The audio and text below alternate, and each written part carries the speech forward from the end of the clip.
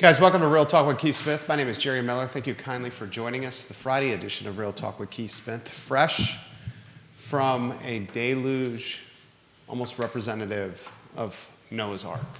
Out in Ivy, we lost power briefly, came back on. We had Dominion working hard to restore some power. Fortunate to have a generator that kicked in right around 3:45 in the morning. Didn't skip a beat over our house, which was nice. In particular, when you have a 21-month-old that is quite feisty, if you may. Today's program is rich in data compiled by Keith Smith. We're going to look at municipalities in Central Virginia over a stretch of time and how they are doing with values and how they are doing with inventory count. I'll give you a hint. The values are up and the amount of units sold are down, and they are down fairly drastically, depending on the jurisdiction that you are in.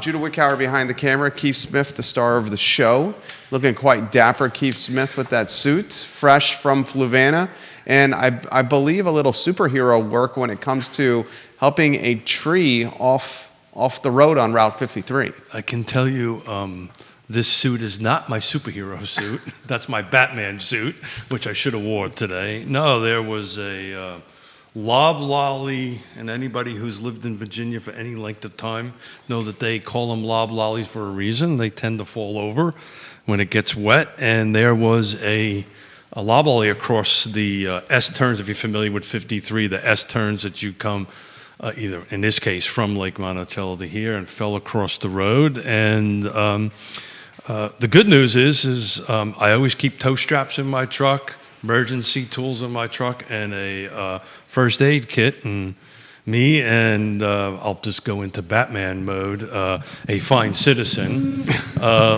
looped the tow. He did the work because he goes, dude, you don't want to get that suit dirty. I said, yeah, I don't really want to. So he looped it around, connected it to the front tow hooks of the truck, and put the truck in four-wheel drive low, put it in reverse, and pulled it out of the way so people can get into town. How are the roads in Fluvanna? They're good. I was driving after that, and so if there's any Fluvanna folks watching, or that part of Fluvanna or Albemarle County, I can't remember the year, but there was a rain event that we had over around that Buck Island that there was 3 feet of water over the top of Route 53 at that point. And I couldn't remember the year, but it had to have been 15, 20 years ago. But there was a rain event that was 3 feet of water. So it was good, other than Smith didn't get his coffee, and I didn't get a chance to make a head call, so this might be a quick show. Kevin Yancey watching the program right now. Someone busting your chops on the program. Oh. Juan Sarmiento. What did I do? He said he came up and met you at Mexicali last Friday. He should have said. I was in the middle of a deep conversation with Ned Galloway. When it was all over with, it dawned on me that I screwed up. So my apologies. You should say next time, hey, stupid, and use those words. Hey, stupid, you owe me a drink. So my apologies. I was in the middle of a deep conversation with Supervisor Galloway about some affordable housing, and my brain was focusing on that. So my apologies for that. So we will connect. I owe you a drink. How did the Mexicali experience go? It was great. It was packed. It was good. Like I said, I was laser focusing my conversation with Ned Galloway, and man, my apologies, brother. I may have been 2 drinks in.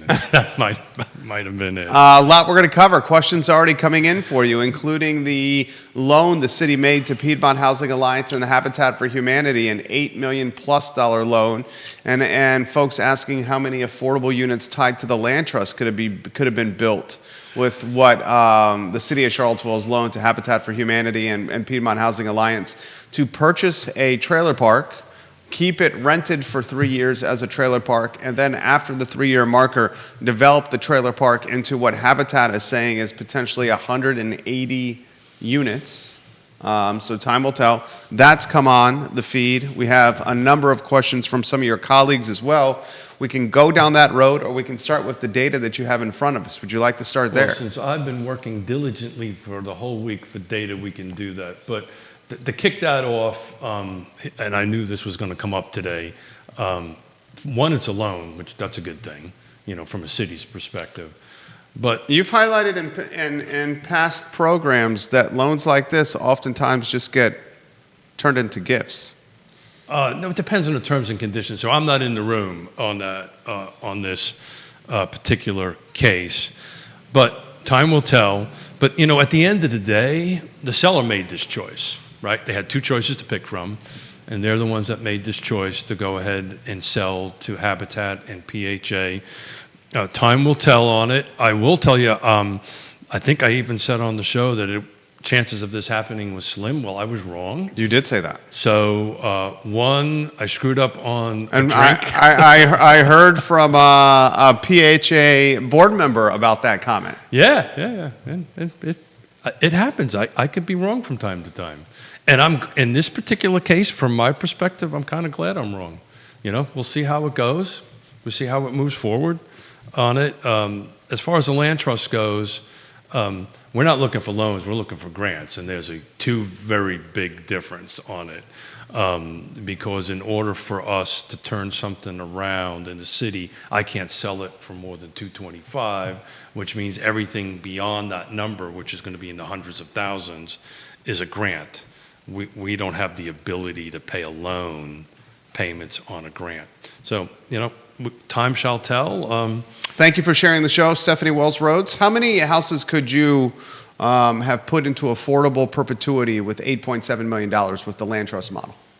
If it was given to us instead of a loan, it depends on the where. And we're going to talk about this here in a minute, right? So it depends on the where. If we want to get into that,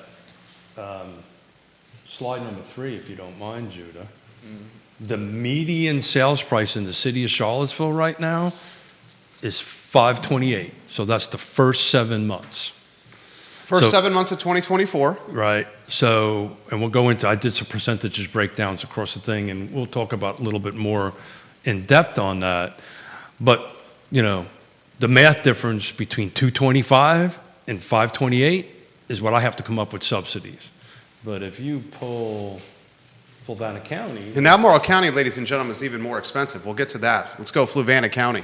And Fluvanna County's 356, so, the math is a lot easier to get to, right?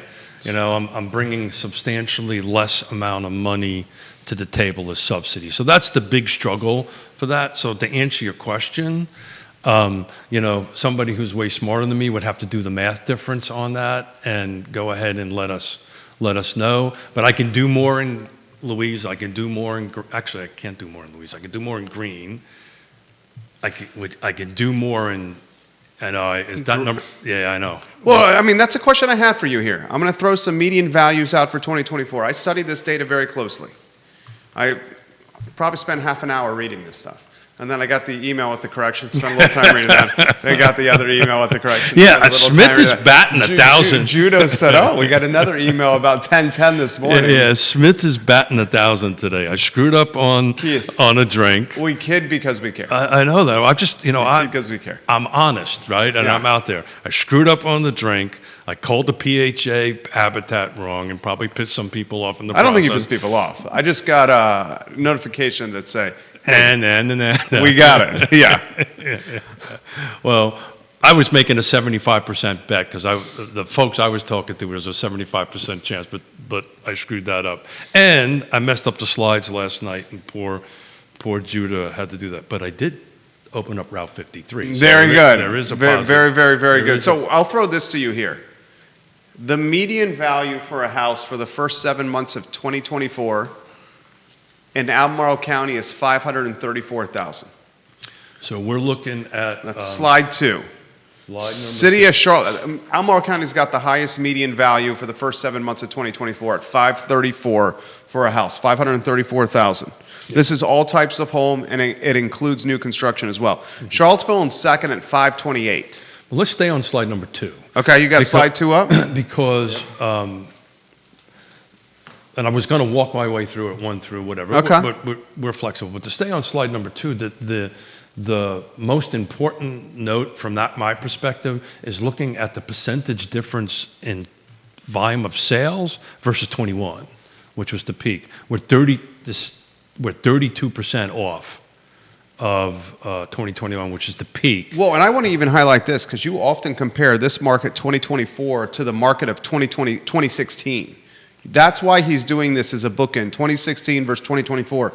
You're still dramatically off 2016. And in my little pen notes, Yeah. we're 10% off. Yeah. So in Albemarle County, we're 10% off of where we were in 2016. And I'm doing this on purpose so folks can see kind of the trends. But Slightly more than 10%.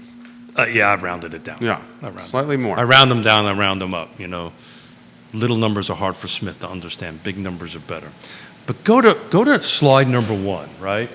So I want to focus on that for a second. So this is the full car footprint, right? We actually had a 10% jump year over year. And this is why I kind of labeled today's show Micro Markets Matter, because if you take a look at the full car footprint, we had a little bit of a jump in sales, about 10% on it. We had about a 6% jump in volume, same 7 months in 23 versus the same 7 months in 24, right? So a couple of things. One is we talked about this overall car footprint. You're going to start seeing sales volume increase. I do want to highlight something with your overall market. And again, I poured through this data, Keith. Oh boy. I love your data. Don't ask big questions. Okay. Big data, big questions. There are some jurisdictions Yeah. that appear to be carrying it for the car footprint. Amen. And that's what I wanted to get. That's why the second half of today's title show is Micro Markets Matter, because when you start looking at other jurisdictions, and you hit the nail on the head, when you look at this as a car footprint, you go, okay, you know, we're climbing. But when you start taking a look at different jurisdictions, some of them are like Fluvanna County, my home county, is a huge drop. Right, and we need to highlight this for Fluvanna County. Of all the jurisdictions in the car footprint, Fluvanna County, the only one with a median value that is not over 400K. And the delta is significant, Fluvanna County, with the median value at 356,000. So, Jude, I'm jumping you around a little bit, but that's slide 4. Thanks. Louisa, Greene, and Nelson significantly higher in median value than Fluvanna. So we're not going to talk too much about Nelson today because I'm not saying this. Well, you got Wintergreen skewing some numbers potentially. Yeah, I need a little bit more work on that. He needs to basically say he needs to take out the Wintergreen. I got to take it out, community. relook at it, crunch the numbers, and put it all back together again. So that's why there isn't the Nelson County slide on what I posted this morning. I'll get that later on this afternoon and send it out. But here's the good thing and the bad thing about Fluvanna County, right? Take a look at the increase from 2022 to 2024. It's a very steady 2, 3, 4%. And that's been that way for the last 3 years. That's indicative of, in my opinion, of a healthy market. When we start seeing these huge swings, you do that. But take a look at the volume, right? We're 46% off of the high of 2021. And just look the way that thing just slid down. So we went from a number of transactions, first 7 months in 2021, of 366. We're now down to 199. These are rounded numbers. That's roughly 46% drop. We've got 17% drop in sales volume versus 2023. And, again, I rounded it up a little bit. We're roughly around a 17%, a 7%, my apologies, drop over 16. So Fluvanna County is looking much like 16, right? And the prices are staying stable. And I look for that to continue in Fluvanna County. You're going to be seeing the stabilized, I think, increase. You're not going to see these huge double-digit jumps, which some of the other jurisdictions are doing. But I think sales volume is going to continually to slide down. So to your point, some are going down, some are going up.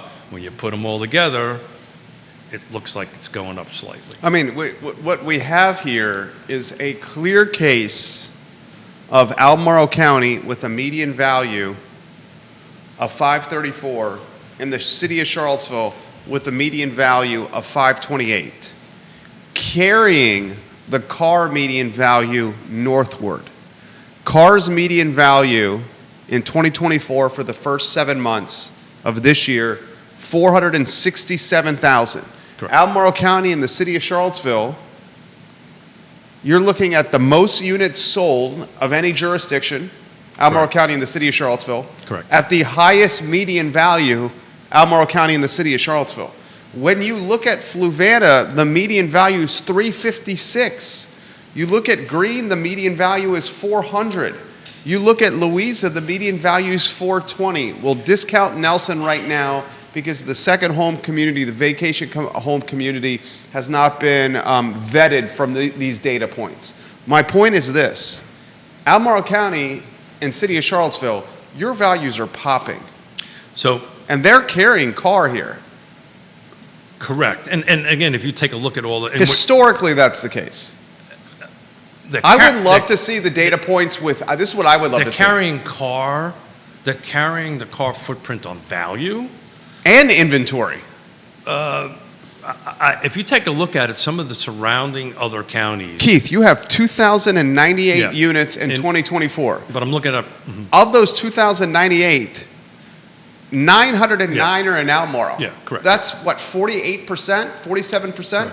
And But- then another 266, the city of Charlottesville. No other jurisdiction can flirt with Albemarle. Yeah, it's also... And Charlottesville is in a clear-cut second place. Oh, well, Charlottesville's a whole different animal that I want to get into. If you take a look at the inventory thing, it's like a freaking roller coaster up and down. But I want to get this out real quick. So, we historically on the show kind of get these numbers out way soon. First in the real estate community. Yeah. Well, not first, but Who's beating you? well, we're beating Charlottesville Association of Realtors for sure.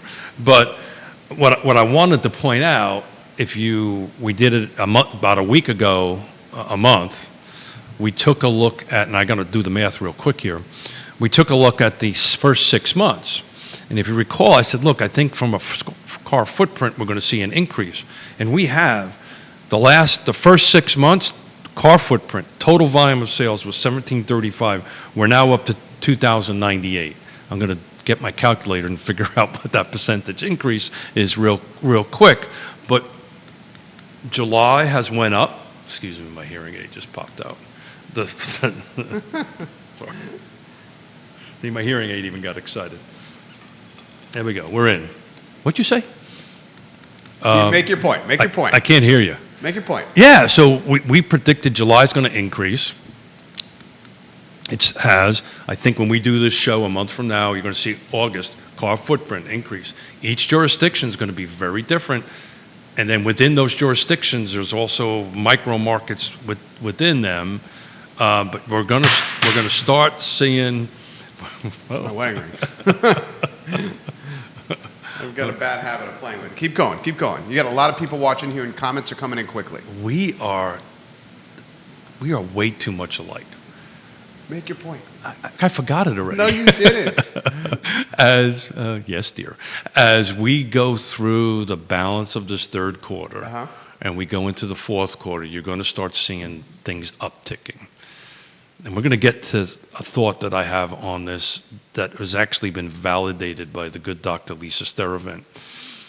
I've said it on the show a couple of times. I think the pendulum is kind of sliding a little bit towards the buyer side. And I'm saying that softly and quietly. But it's a very different market than anybody's ever seen. And it's very micro market located. the buyers, and this is what we're finding in some other agents we're talking to and folks like Dr. Steravent, the buyers are getting a bit picky right now, right? If the home doesn't hit those 6 things right away, right? Location, price, features, condition, the timing, and who's on the other side matters. They're not pulling the trigger as quickly as they used to back in the unicorn years of 21, 22, which is, from my perspective, great. The market is getting back to slightly back to where it should be, right? Folks aren't pulling triggers on homes and regretting them later. When we get to look at the Nelson County numbers, you're going to see preliminarily there was this huge spikes during COVID, and then there was this huge drop. Well, that makes sense. During COVID, people needed outside space. They wanted to get away from densely populated areas. They pursued wintergreen or second home investments in Nelson, where you had hiking, you had the Blue Ridge Mountains, you had fiber internet in Nelson. Props to Jesse Rutherford and the Nelson County Board of Supervisors for fiber optic. And he'll tell you that too, by the way. Nelson County, I'm sure he will. We got to get him on the program. He's DM'd me a few times to come on the show. Supervisor Rutherford, we will get you on the program, I absolutely promise.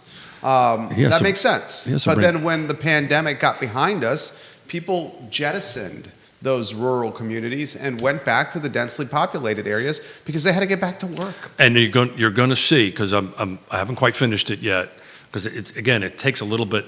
Nelson, and thanks to Todd Rath for teaching me this. It takes a little bit of more work to kind of tweak out the different product types and stuff like that. But you're going to start seeing an uptick in Nelson County, uptick in value and uptick in sales. Now, there was, like Fulton County, there was this huge drop-off, but you're going to start seeing things change a little bit here. So I'm going to continue with my prediction. I have a track record of being on the record with this network of a decade with predictions that have proven to be correctly a very high amount of the time. I will continue with my prediction that as the rates drop, more buyers enter the market, so values will increase, and you're going to have a little bit of chaos when it comes to purchasing homes. So 2 things are going on simultaneously. Mm-hmm. You're 100% right. Actually, and I can do this live here, I think this time next year, you're going to see a much more expensive market. Much more expensive. I had a conversation with a lister and a seller the other day that they still are thinking we might go back to 2006, 2007. That thought is still out there. That is not going to happen. What is going to happen, I think, across the board is you're going to start seeing, and I've been predicting this for a while, a more level, normal 3 to 6% year-over-year climb, right?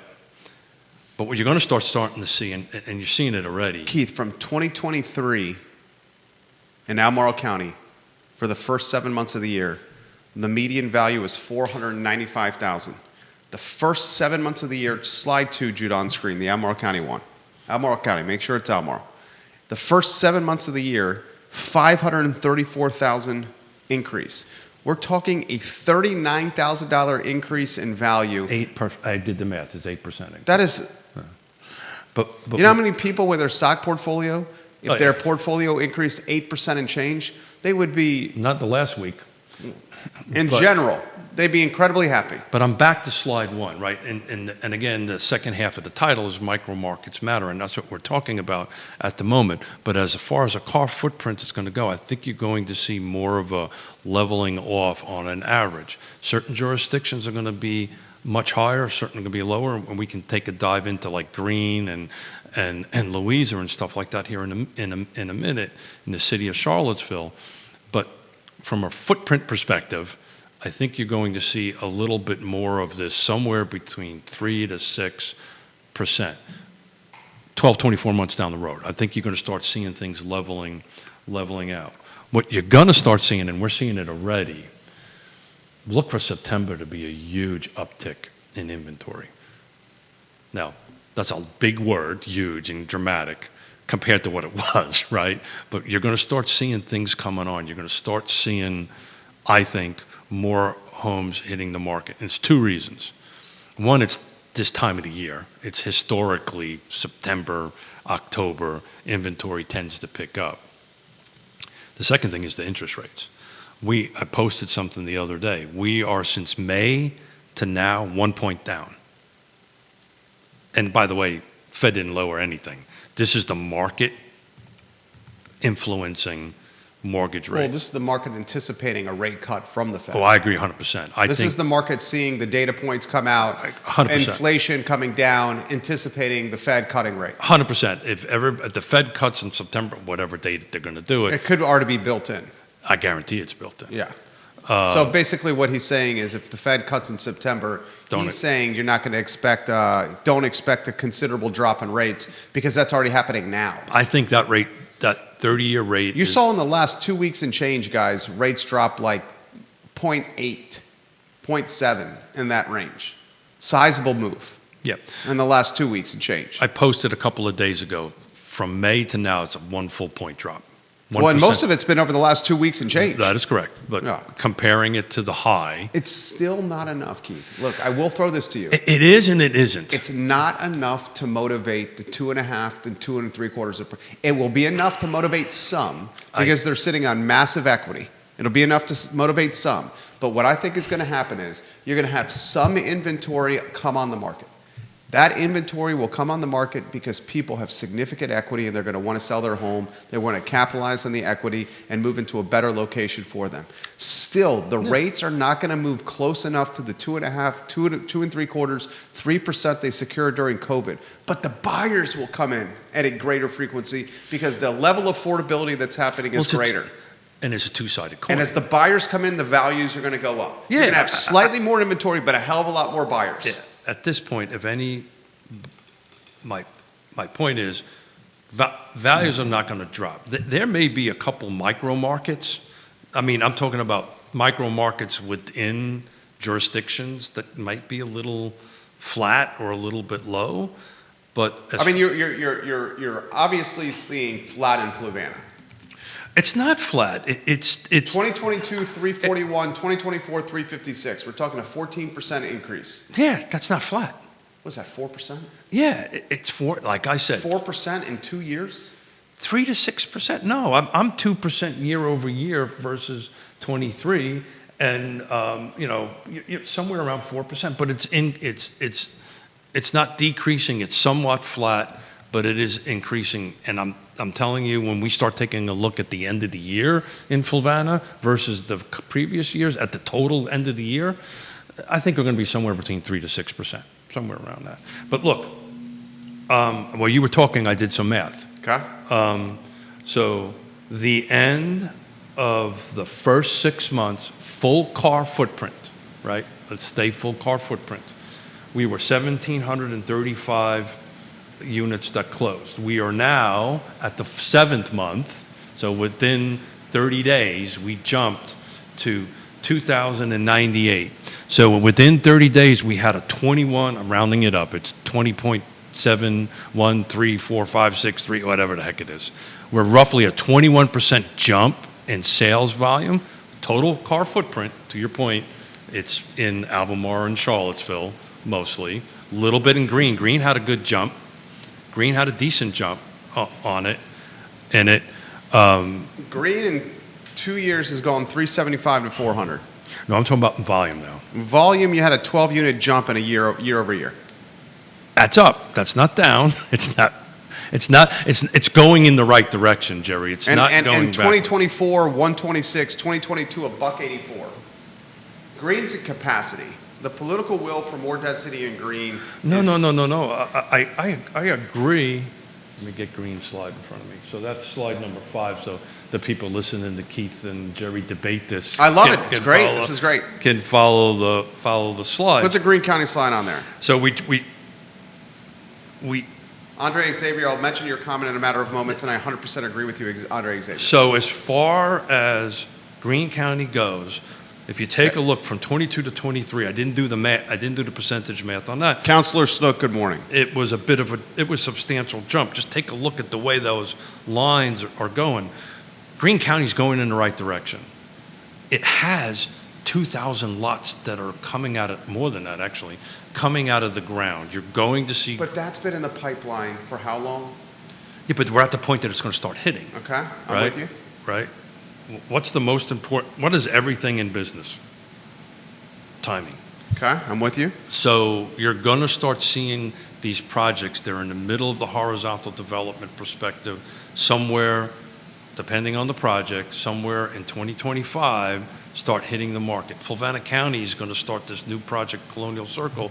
They've got 20 houses getting framed and coming out of the ground. They're going to start hitting the market the end of this year, next third quarter, something like that, for sale on that. So you're going to start seeing a little bit of an uptick in inventory.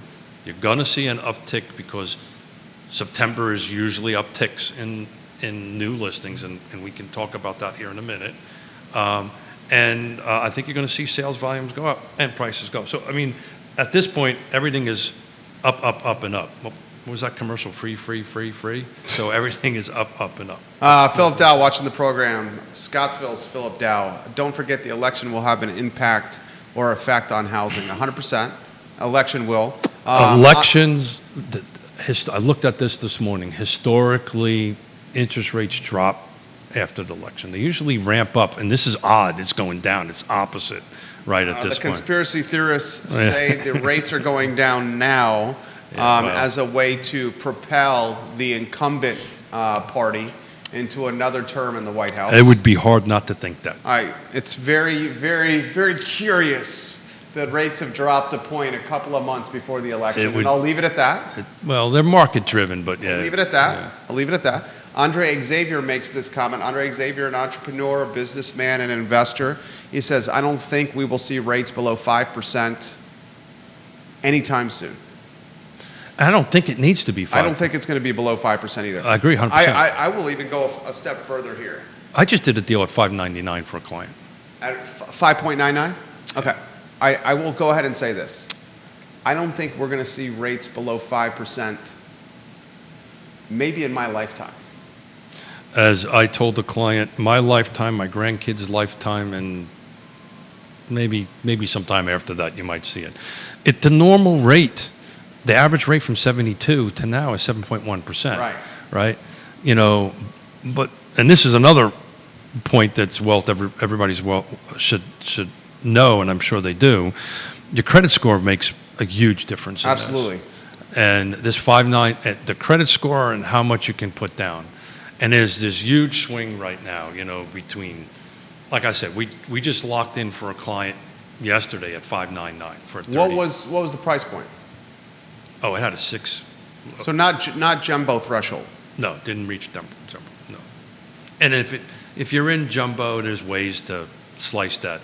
Yeah, you can buy points. Yeah, or you can split the loan up. I mean, there's ways around it to go ahead and do that. But you know, at the hold on a second here. Let me get the slide one. I got them all over the place. You probably noticed them off the top of your head. What's the median sales price in the jurisdiction? Hold on. Which one? No, the whole car footprint. 467 for this year. There you go. Thank you. So, you know, if you got great credit, you put a little bit of money down, you put the normal 20% down, you know, there's a world under 6 at this point. But, you know, it's got to check all the right boxes and kind of be in there. But, no, I mean, if we're thinking something with a 4 in it. Yeah, I don't see that. And you know what? And that's the point I'm making here. They're dropping. And the rates dropping is going to get more buyers in the mix. Because any 1 full point percentage drop is a massive impact on affordability and what someone can afford, monthly payment-wise, price-wise, acquisition-wise. But it's not going to be enough of a drop to get the 2.5%ers, the 3%ers secured during COVID, a large majority of them off the schneid. And you just need a percentage of that to happen. But if the percentage of it that happens is not close to the buyers that enter the market, then the pendulum swings into the seller's side again. So my analogy, because we were watching the Olympics, and the 10-meter platform diving. Olympics is over this weekend. It's been a fantastic Olympics, hasn't it? Very much so, very much Yeah. so. I've been staying up way past my bedtime. You know, for me, I'm usually in the rack, sound asleep by 9:30, but I've been staying up to 11 o'clock watching it. So, you know, the pool, instead of being 20 feet deep, is going to be 15 feet deep. I mean, it's going to start impacting stuff, you know, a little bit. But what I wanted to say, before I forget about it, Yonna and I got 4 listings coming up. Every single one of the listings, we're like, okay, it's time. Rates are starting to come down a little bit. I want to get the house on the market now, get it sold, because the competition on the buy side is only going to get stronger. So this is, you know, the clientele, the sellers are thinking that, for the most part, you know, if they sell, unless they own something someplace else, they need to go somewhere. So this needle is starting to change or move on that, from that perspective. But look, if you're thinking all of a sudden we're going to have a gazillion new inventory in the market, unless we build more houses, Which ain't happening. which is not, it's happening, but in very anemic, slow path. Greene County's really the rock star here, guys. Keep an eye on Greene County. Kevin Yancey says this: in my neighborhood, there are 3 homes that have been on the market 3 weeks, with each having multiple open houses, Yep. and all 3 have had double-digit price reductions. Yep. Kevin Yancey, appreciate that comment. And Being straightforward, Kevin, you live in Augusta County. Augusta softens first. that's not it. You don't think that's what it is? No, it's not it. The sellers. Does Augusta often soften first? The further you are from Yeah. employment, softens first. Yeah, as a general rule, it does. But we are not in a normal market where general rules apply because of the lack of inventory. What I have found, because I literally spent a week diving into everything preparing for today, when I started looking at some of these price adjustments, I did not look, and Kevin, I didn't look on the other side of the hill. I was just staying on the counties I was focusing on. And actually had Yonna help me with this because I wanted to do it together. People just went in too high. That's the problem. Some sellers haven't quite gotten to the point to maybe trust their real estate agents or their real estate professional or whatever it is on it, that, you know, if you overprice a home in today's market, that hurts you. It's always, you know, getting it right at the market, and that market today was different than 30 days ago, was different than 60 days ago, was different than 90 days ago, right? And it's going to be different going forward. So, you know, what we bring to the table as pros is we kind of get into the moment on it. And most of these homes that I looked at have price drops in them, they went in way too high. The question is how does that impact the seller? Personally, I'm not a fan of that. I think that's a huge mistake. Pricing it too high? Absolutely. Yeah. It takes a huge percentage of eyeballs off your home. Price it right. If you want to go a little percentage above, that's one thing. It's a little better to go a little percentage below. The lower you go below market value, the more eyeballs and the more looks you will get. But that's what that is. And that's the reason I spent a lot of time looking at what the closed numbers were year over year, right? Because that's what tells us where the real market is going. Keith Smith's on fire. So what do we want to get into? Greene County, we did Greene County. You don't want to talk about that mobile home park? No. You want to stay away from that? No, I mean, what's to talk about? It's an incredible story. Yeah, it's an incredible story. I've been itching to get your take, and the viewers and listeners, your take on it. I know it's close to... So I wasn't in the room. Land Trust was not one of the participants in it. So I don't know the specifics of it. But here's how this went down, right? State law requires mobile homes to go out for the owners to have an opportunity to put a bid on Bolton it. family received an offer. They received an offer. We don't know who the party is. And you'll never know it. We don't know. We haven't even seen the offer. And you won't. But there was an offer. There was an offer. It There was triggered- an offer. Well, you're playing conspiracy theories. I'm playing practical businessman. Yeah. Practical businessman says, In an extremely short period of time, the city figured out how to loan money to two nonprofit developers to buy a mobile home park based on an offer no one has seen. Well, you would never see it, right? But so you got to operate under good faith, Jerry. Got to operate under good faith. Okay, I'm so- of the mindset, trust but verify. I got it. So there was an offer on the table. We're going to take that on face value, right? I'm not going to disparage anybody I on that, right? just want to see the offer. And would you present your offer if you were one of the people that made an offer to the public? We talked about this on the show yesterday. John Blair made this point. Smart man, John Blair, right? I got it. He said this: the offer that was on the table, did they get an opportunity to raise their initial offer? Oh, I'm sure there was some In the time they made their initial offer of $7 million, to the time the city loaned the money to Piedmont and Habitat for Humanity, rates dropped significantly, meaning the first offer had more buying power. Yeah, but look, John is a smart guy. I deal with real estate contracts every freaking day. I totally get it. Right? So there was an offer put in. We don't know the terms. We don't know the conditions. We know nothing about it. We know nothing about it, nor should we. Right? I pay a lot of taxes to the city. They're using my money no, buy this. No, time out. Yeah, the terms of what Habitat and the city money, this lending was a different story. I'm talking about the initial offer. It was a private offer.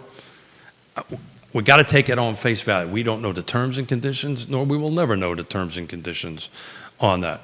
But the point I'm trying to make is they got an offer. It triggered the 60-day thing. A couple of nonprofits got together with the folks. Some wanted it, some didn't. They took a vote. All they needed was a 25%. They took a vote. To say yes, we'll rock with you, Habitat. There's a state law. Yeah. They took a vote. They got it. They walked with that. Habitat and PHA went and made something happen with the city. What excited me the most about that, and what told me as a chair of a nonprofit, is the quick turnaround. they just set precedent for me. Yeah, quick turnaround. I Yeah. think they set a lot of precedents with here, which I'm going to get to here with you. Go Yeah, ahead. but they set precedent that, oh, time out. Great. So if this can go this fast on it, but ultimately the seller, regardless, we got to assume contract A is legit, right? It is a bona fide offer on it, right? Then the seller made that call. The seller was not obligated to take the Habitat PHA No, thing, absolutely right? not. So the seller, And as Kevin Yancey's made the point, the seller could take a lower offer. we don't with know. worse terms if they wanted to. We to do- have a positive influence or positive impact on the families living in the mobile home park. They could do whatever they want. Whatever they want. Yeah. Pretty sure we still live in the United States of America. They can do whatever they want. They can Yeah. do whatever they want. So my point is the seller, to quote Neil Williamson, nothing ever happens without a ready, willing, and able seller. True state. Couldn't be of a truer statement. So the seller's the one that made this call, right? The seller made the decision to go with the Habitat offer and the PHA offer. I personally like it, my personal perspective, because I'm a proponent of housing affordability, and I think this helps stabilize that and help move it forward. Also, there's a contract of some sort between because I've been through this before, between the city and PHA and Habitat, which, by the way, it's a contract, so we're probably never going to see the specifics of that on it. They'll talk a little bit about it because I don't know how the loan process for this amount of money works with the city. There's some sunshine laws that they'll have to probably follow, but it's contract negotiations. It's no different than employee contract or if you're going to do work, if this network is going to do work for the city, right? The terms and conditions of the deal never really will become public. I'll throw this to you. You talk about precedents that have been set. One precedent as a nonprofit, I need money. I've got 4 deals that I'm trying to put together. You got an obscenely quick turnaround Yeah. that a precedent has been set with figuring out a loan to Habitat and for Piedmont. And You can make reference to that. Here's another precedent that's been set. You ready for this one? And we got 2 examples of this precedent. Oh, look at that, 1104. You got Mr. Wendell Wood with his land on the Rivanna River that the city ended up purchasing from him because of political outcry by a neighborhood, High Street, and by environmentalists, the Rivanna River, saying we can't build 280 apartments here. You had a neighborhood in Belmont that had 67 mobile homes on it. Political outcry, and activists said, you can't buy this land. City, you better purchase it. That's City's not purchasing it. City loaned the land for nonprofits to purchase. City, you better intervene. The city purchased the acreage on the Rivanna, giving Wendell Wood $5 million plus for something he bought in 1981 for like $115,000. Land that had never been used outside of a circus fairgrounds for clowns. And somewhat of a floodplain. And it was in a floodplain. Then you had a mobile home park in 67 acres. The city intervened, loaned money to 2 nonprofit developers to save 67 mobile homes. There's a precedent there. If you're, I highlighted this point yesterday, Chris Henry, who I have a lot of respect for, in Stony Point Development, Phase 3 on Preston Avenue, where they were trying to build apartments. The 10th and Page neighborhood rallied and said, don't build these apartments on this asphalt parking lot because it's going to gentrify our neighborhood. The reality is it would do the opposite.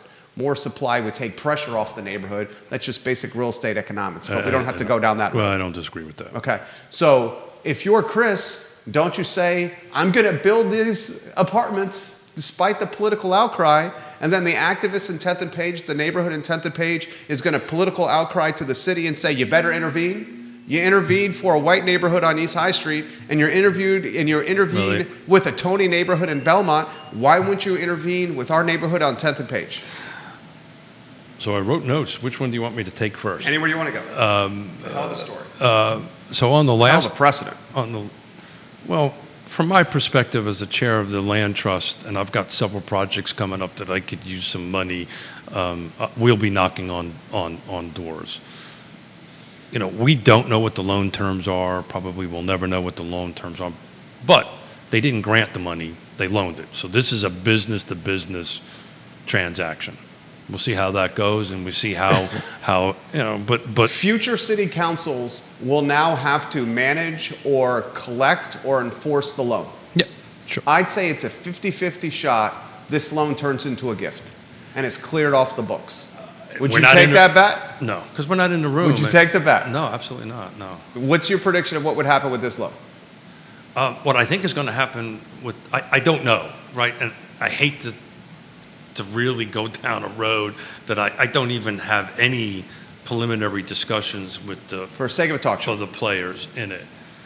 That being said, I wouldn't be surprised if what happened here, what we hear, is this was a quick loan to secure it so they can make an offer. I want to repeat this again. The seller's the one that made this decision. The seller is the one that said, this is the path I want to take, 100%, not the 100%. other path. And I just want to make sure that becomes clear. And the seller could choose Well, to take less. Let me finish, please. Yeah. So I wouldn't be surprised if this is some sort of short-term note while Habitat and PHA are start looking at other funding sources and then pay it off on a shorter day. I would not, if we sat here, let me finish. If we sat here a year or two from now, because I just know how this world works. I know you do. I'm itching to talk with you. Yeah, I know that. I woke up in the middle of the night at 2 o'clock. Well, that's why I missed the Wednesday slot. I know, but hanging out with my granddaughter this afternoon. So let me get my train of thought back. So more than likely, it's some sort of short-term note. Again, I want this to be crystal clear. I have no freaking clue what the terms are. I have nothing on it. Short-term note means bridge loan. Yeah. So That's what he's saying. Yeah, so it's not a 30-year, I am taking a guess here. If I was in the room, I guess this is what I would be hearing. And this gives the nonprofits an opportunity to purchase. Great. While they're purchasing and going through the purchase process and going through this stuff, they're gonna retrade the loan and pay it off. That's what I think is gonna happen. He's basically saying bridge loan from the city, nonprofits, Habitat and Piedmont, go find additional funding sources, then pay off the note with the city, and then So- are on the so- hook so- with the other funding so let- sources unless it's grant money that covers the note. So let me talk about that for a second. And this is something that a lot of folks may not understand unless you were in the nonprofit space. So there is grant cycles, and we're not in one of them right now. Right. Right? So what is probably going to happen is this short-term note secures the piece of property. If I was negotiating on the behalf of PHA and Land Trust, PHA and Habitat, this is probably the conversation I'd be having with them. Is go, okay, great, let's see if we can get this short-term loan, negotiate something with the city, then start going out in the grant cycles that are coming out. You try to get some free money. And get you backstop it with your free money. Yeah. Again, I have no idea that this is happening, but been around it long enough to know I think that's what's going to happen. I'll push back slightly on that scenario. Let me finish. And then they pay it off. So what's the downside if that's the path? The downside for the city is zero. They lend some short-term money. It's got some sort of rate. There's a fee attached to it. I guarantee it on it. So they lend out $8 million, whatever it is. They make a little bit of money and they move on. You want me to answer that question? No. The downside of the city is the precedent it just set. The downside Yeah. of the city is the precedent it just set. If you are a developer like Mr. Henry, when it comes to Stony Point, and I'm just giving a hypothetical. Yeah. The downside is the precedent it's set with the short-term window of funding this deal when it comes to other nonprofits wanting the same kind of loan environment. Okay, whoa. Back up. Beep, beep, beep, beep, beep. Please. You said the word nonprofits. Yep. That I agree with. Okay. It sets precedent with it. If the scenario that I outlined is the actual scenario, we are spitballing stuff we. It's a talk show. We're supposed to be spitballing. I got it. I just wanted to be abundantly Yeah. clear. I have no information about this whatsoever. We're spitballing. But what I outlined makes sense. Now, as a nonprofit, I've got 1, 2, 3, 4 projects that I'm trying to do in the city that would capitalize on the new zoning ordinance that would allow 6, individual lots that would have between 4 to 6 affordable housing units. Now I can go back, if this is the president, I can go back and say, okay, guys, give me a loan for 2 years on this. I can build that into my performer on it, and then I have 2 years to work on some sort of backstop. I don't think they're going to do it. I don't think they got the capital to go ahead and start doing a whole bunch of these. It's an $8.7 million loan. Yeah. The acquisition price was $7 million and a quarter, Yeah. 7.25. Yeah. So that leaves a delta of $1.5 million, who they're on the record saying is for debt service. Yeah. They're straight up saying, Yeah. we want an additional $1.5 million to handle the interest and the debt service. Hey, brother, how many A&D loans that $8, $10, $20 million you've ever done? Acronyms. Acquisition and development Yep, loan. yep. I've never, ever, this is an acquisition and development Yep. loan. I've never, ever done an A&D loan of millions and millions and millions of dollars that did not have baked into the loan. Of course, extra money. The banks require it. Yeah.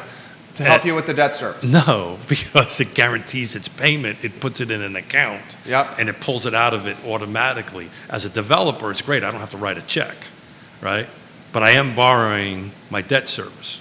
That's why a lot of current developers use cash, because it's a lot cheaper. But that's a different story. Back to the Chris Henry thing. This scenario you're talking about is not going to impact a for-profit setup. Chris has basically 3 options. This I got to be careful because he's a dear friend and we talk regularly. Love Chris Henry. He knows a tremendous respect for Chris. Go back for the rezoning, not going to happen. Right. Build by right, strong possibility, Very well could happen. or just go away or don't do anything. I don't think that's going to happen. Actually, I think that's more the case. I don't think that's going to happen. I've got inside information on So that you think one. he's just going to take the asphalt parking lot and leave it an asphalt parking lot? I gotta be careful what I want to say here, because I don't want to jeopardize some close relationships and confidentiality. Let me spin it around a different way. Would you, if you were him, would you be messing with the city anymore and do anything with the city, or would you move on You're to saying other he's, things? we'll agree to disagree on this Yeah. one. And I understand that the man's got projects everywhere, All over the world. lives in London right now. Yeah, yeah. Totally get it. Yeah. Totally get it. I would, Totally understand. based, knowing how this world, let me finish please, knowing how this world works and these developers work, they'll take the path of least resistance. They don't need to do anything with it. In my opinion, the local community made a huge mistake by not actually talking to them. Massive mistake. They may have felt the same way. That could be the case, and probably more than likely the case. But they had an opportunity to make some substantial impact there together. That was not taken. Both sides have a little fault, I'm sure, in that. The second option is I don't see Chris had any fault on this. look, Chris went to a community forum. but Jerry, I love him to death, so I'm going to leave it. But any communication requires two sides. So sometimes maybe the communication didn't come across the way it should have came on in a timely fashion. Who knows, right? It's never one-sided. Any divorce I've ever been helping out people with, it's never been one-sided, right? So there's always a little. It takes two to tango. He tried to build 400 apartments, which would have been housing for 600 people on a dilapidated parking lot, which would have created significant customer base, even more customer base for one of his trophy properties in Charlottesville Dairy Market. Agreed, 100%. Dairy Central. 100%.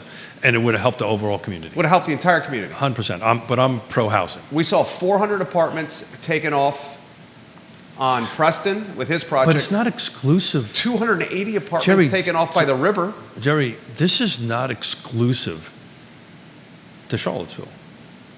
I've said on the network, I'm in the middle of working with my parents trying to put an apartment in the basement and all that kind of great stuff. Fluvanna County had an opportunity to put a little over 100 age-restricted apartments right across from the main gate. Built by the Methodists, by the way, right? Run by the Methodists. It was 50% AMI and down. It was an assisted living style setup on it, and the rents would have been right where my parents needed to be, and a substantial number of Fluvanna County folks that are of a certain age to be. They shot it down. Why is beyond me, right? So now I'm blessed. I can have mom and dad move in, but I am literally helping buyers. One of these houses we're going to sellers. These houses we're going to list because they ran out of money. They couldn't fix their house. This would have helped them stay in the county. Instead, they're trying to figure out the family members to move in. It's a bigger issue than just Chris Henry and Dairy Market. But I wouldn't be surprised if they just let it sit. There's no downside. Also own the shopping center across the street. 100%. There's Preston Plaza. Unless things are not penciling out, there's no downside to letting it sit. If I got the time and the capital to Which wait, they do. To wait, which is what they do, then eventually the market is going to change, or the politics are going to change. I don't think the politics changes. Yeah, I think the second choice is more realistic. And how does the market change? The market's just going to get more expensive. Labor, cost of goods, the regulatory environment, and the red tape associated with this project is just going to make the project more expensive. Every month that goes by, his project becomes more expensive to execute. And why would I do it? If I'm in that position, if I've got all the capital in the world. All right, just sit on an asphalt parking lot and pay the taxes on it. Do nothing with it. Do the maintenance, pay the taxes on it. It's the path that most, when I'm not saying this is what they're doing, but sometimes the path of least resistance is okay. They don't have to do anything. It wasn't like. Oh, I respectfully disagree. Well, we'll find out, right? Yeah, respectfully and that's a bet I would take with you over a bottle of bourbon. Well, we would have to set a term. Or a timeline. A timeline. Yeah, excuse me, not a term, a timeline of when something would materialize. You picked a timeline. I think this man's a smart guy, and he's very well funded. I think he just saw two examples of the city intervening because of political outcry and activist momentum of how he could exit a project on Preston. How would he exit it under that scenario? He's not a nonprofit. Same way Wendell Wood did. All you do Oh, is say, all you do is say, I'm going to build these apartments no matter what the neighborhood says. And then the neighborhood's going to say, oh, you did this for Wendell on Rivanna on East High Street. You better better do it for us on 10th and Page. And he says, okay, I'll sell to the city. Give me $10 million. Well, we got to be a little bit more tighter than that, because my second thing was he builds it by right. Right. If I was in his shoes, I would just basically go, I'm going to build this no matter what.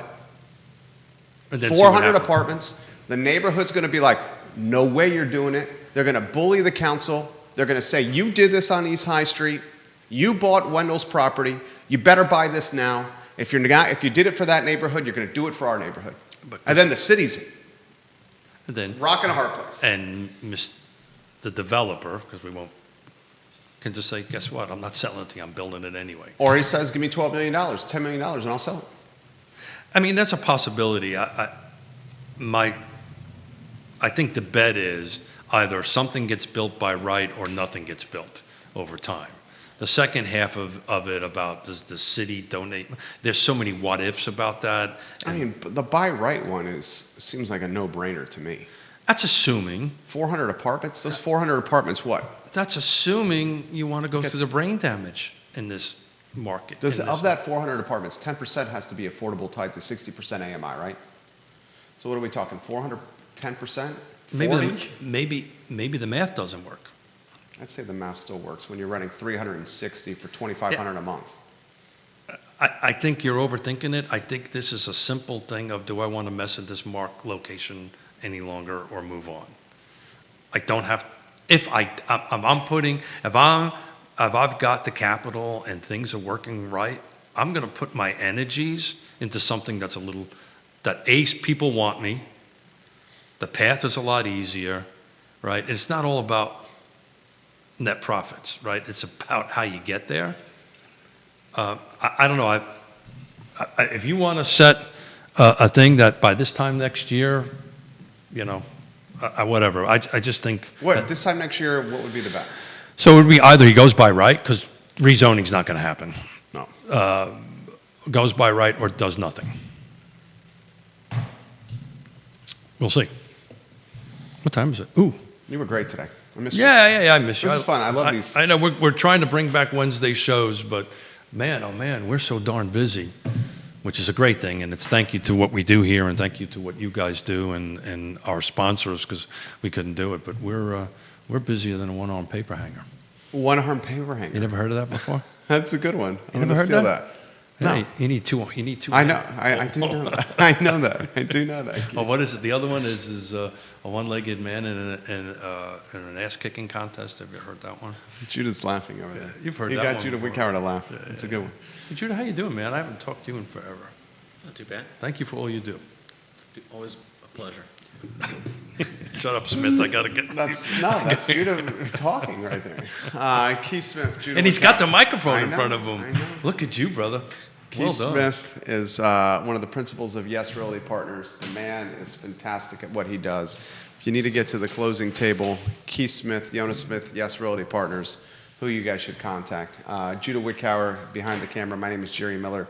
I Love CVille show 1 hour and 8 minutes away, where we have quite a bit to talk about. So long, everybody. Have fun. Very nicely done, Keith. I am taking Ravenna out for dinner tonight. I'm looking forward.